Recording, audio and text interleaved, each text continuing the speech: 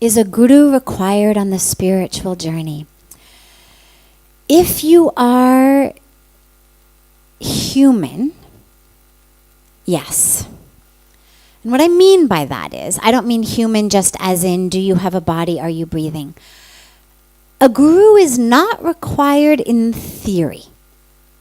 A guru is the one who brings the light, who removes the darkness. God is always there. There's no teaching that says you cannot reach God without a guru.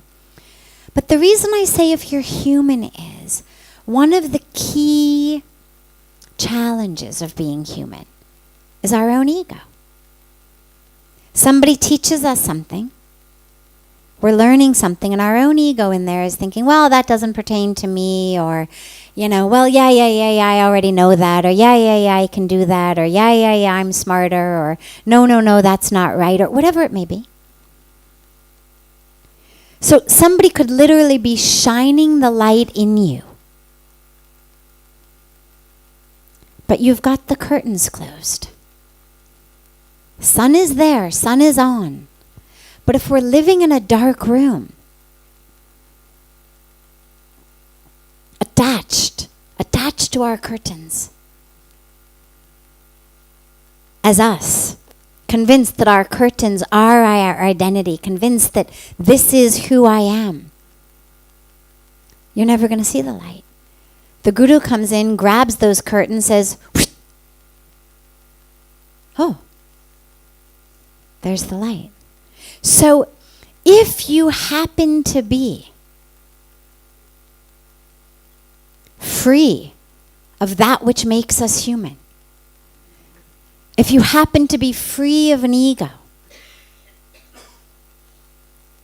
if you happen to be free of a history of subconscious patterning, as Bruce Lipton was speaking to us about so much during the yoga festival, if you're free of that, if you're free of attachment to your identity, if you're free of who you think you are, no, you don't need a guru. But if you get lost, if sometimes your ego leads you astray,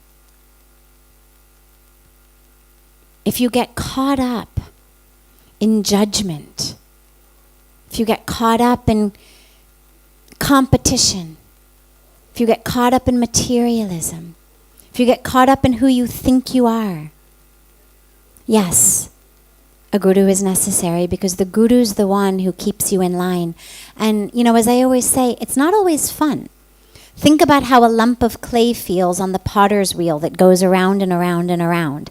Yeah, it's getting smacked from all sides.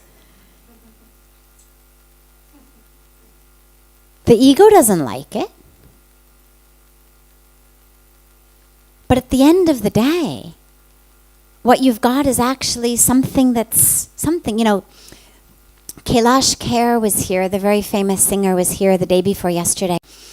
And he was speaking so beautifully about Pujya Swamiji's role in his life.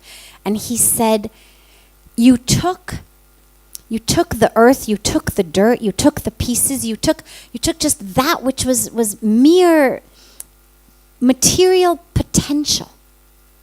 You took it, you matted it up, you rolled it around, you shaped it, and out of that came Kailash Kher. Now, if he had been attached to his identity as a lump of clay, as the dirt, as the material potential, if he had thought that was the highest of who he was, if he had said, don't squeeze so hard, don't push so hard, Kailash Kher wouldn't have come out of it. So it's not always fun. Doesn't always feel good to the ego. But at the end of the day, what you get is actually something that's of use to the world. on a potter's wheel, whether it's a vase, whether it's a cup, whether it's a bowl, whether it's just a beautiful object that brings light and joy. At least it's part of the flow of the universe. Something that gives back to the world. So for that, yeah, it's necessary.